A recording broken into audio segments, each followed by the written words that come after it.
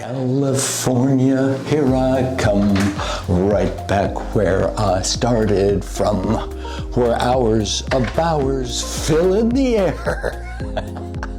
Hey, how's it going? Back here in California at Wistful Vistas in the Man Cave in beautiful suburban San Diego, California, sharing the garage with the new Tuono, still to be named, thinking about it.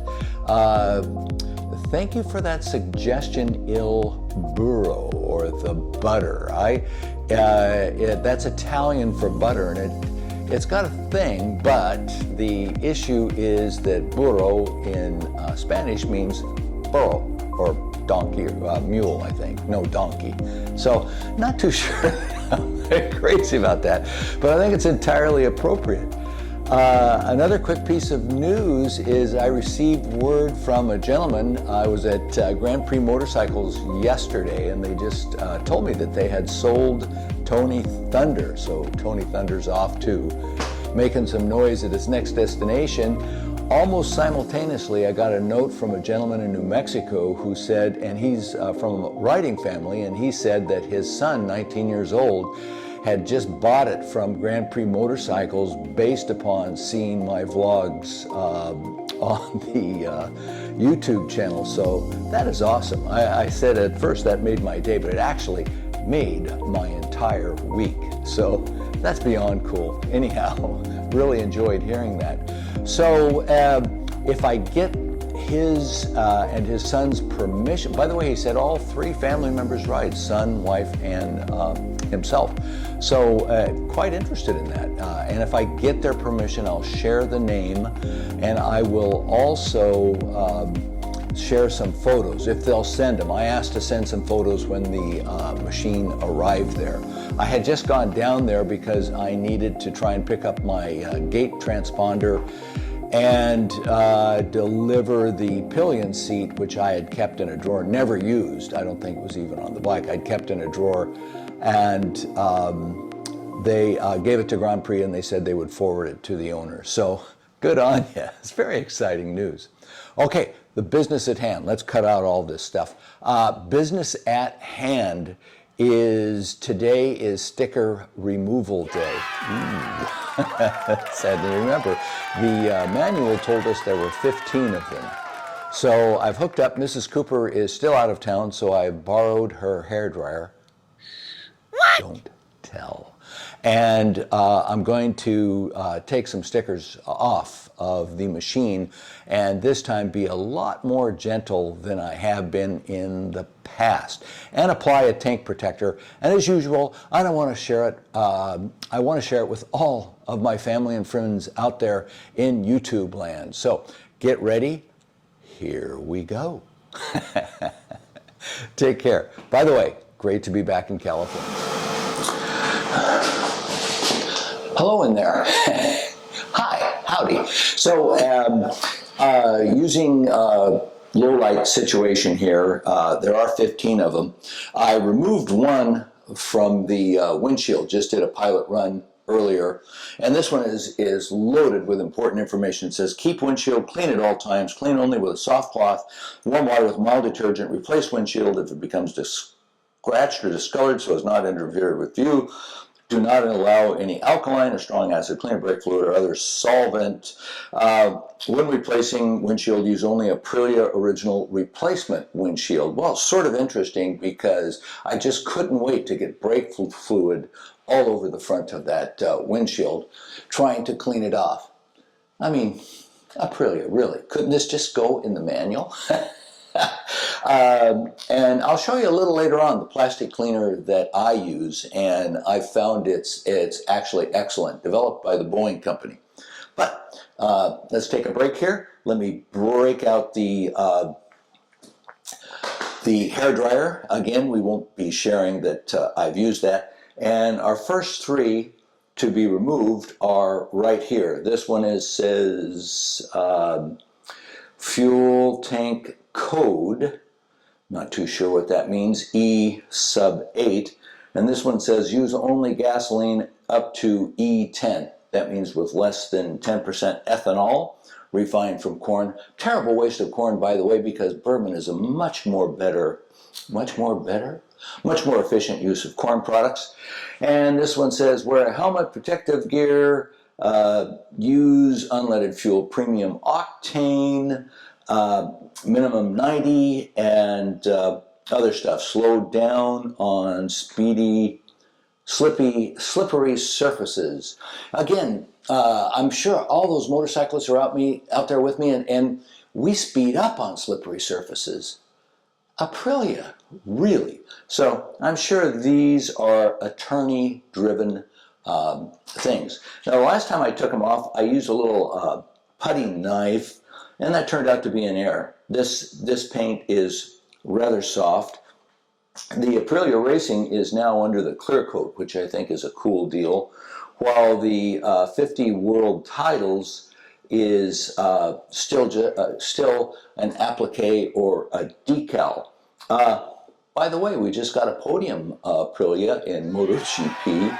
I mean, Aleix Espargaro, what a rider, huh? Guy, he's stuck with it these years, and it looks like maybe Piaggio's investing a little bit of money into the brand by expanding it, and also in MotoGP.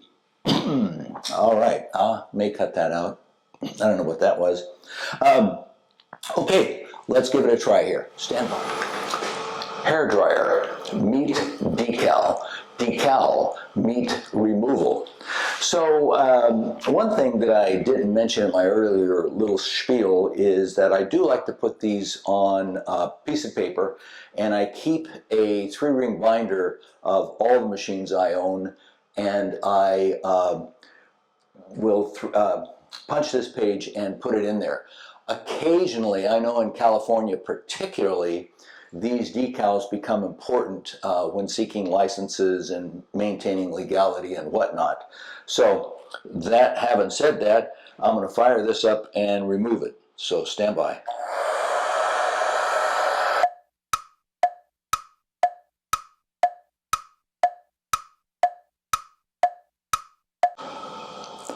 It's just coming apart, darn it.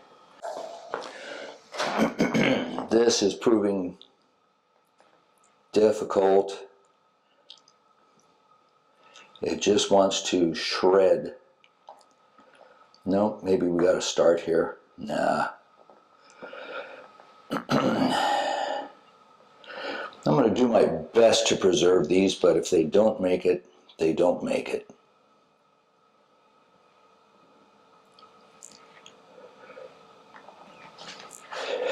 This one is just coming apart.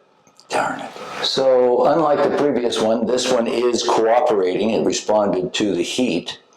And I'm just trying to pull it off and keep the pressure on the back here so that we don't get a tear.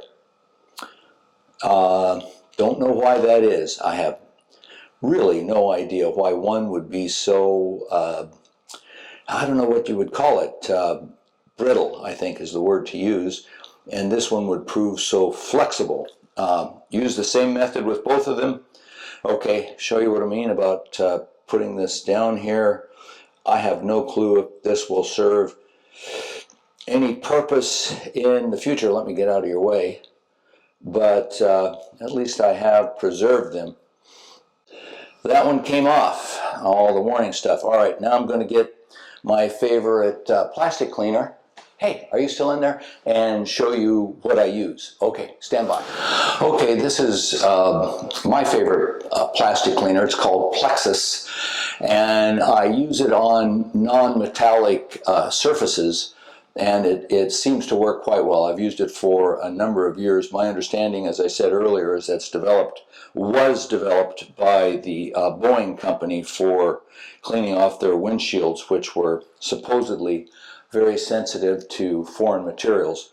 So, and I'm using a double knit cloth here, and I think different from last time, I managed to get those off without inflicting any scratches. I didn't use anything sharper than my fingernails, and of course there's a little goo left behind, but the Plexus is cutting through it. But, ooh, smooth as, well, you give me the analogy. There are a lot of smooth as, and some of them are not fit for use on my channel. But she's pretty slick right now. So the next step after I remove a few more stickers is I will be putting a tank protector on there, because those stickers did serve somewhat as a tank protector. So let's check out for a bit. Oopsie. I'm going to get to the next set. Can you see those? Can you see those? Yeah. I'm going to get to the next set down here and over there on that side, and we'll get rid of this little E8 guy as well. That would be 2, 3, 7, 9 of the supposedly 15 stickers. Oh, we'll get rid of the objects in mirror are more scary than they appear to be as well. So stand by, and I'll come back to you. I'll come back to you as I get a little closer to getting the job done. Well, truth and fairness in reporting, ladies and gentle people. This little E85 fuel tank code also did not survive the effort. I'm beginning to think that perhaps they vary the adhesive they use depending upon their liability, or what they perceive as their liability in these, but it came off in pieces. But I wrote there's a fuel tank code, 3 serial looking numbers there, and I wrote them down anyway. Perhaps I don't think that's a US thing. Perhaps some of you in EU countries can elucidate us, tell us what those numbers happen to mean. But in any case, it fought me, but it did come off, and again, no marks or anything like that. So far, I'm pleased with the results, if not entirely the process. All right, on to the next bits, which will be down here, these that you can see. Well, ladies and gentlemen, rather interestingly, the stickers are off, all except one, which I took a photograph of. I tried to get off, and it was going to be fighting me all the way, and that one is, I think, money. That one is the one that says it's federally approved, etc., etc. So I'm going to get some expert help on that before I take it off. But there were a couple that really fought me, and the only way they were coming off was in pieces, and indeed that's what they did. So Cooper's rules.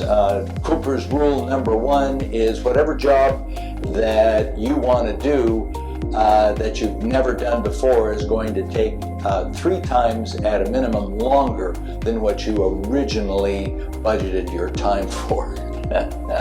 So I'll put this up. It's not all that exciting, but perhaps I'll get some comments and things like that. And there's no marks, nothing done this time around. I had the one that really gave me some issues was the chain decal down, and either it was on there a long time, or they used some sort of super Italian glue that didn't work, or did work, or actually did work and worked too well. But stickers are off, she's done. I'm hungry. It's lunchtime at Wistful Vistas. Give me your comments. What did I do wrong? What could I have done better? And we'll see you next time around. A couple of real quick little mods we're going to come up with for the next in-garage vlog that we do. Talk to you later.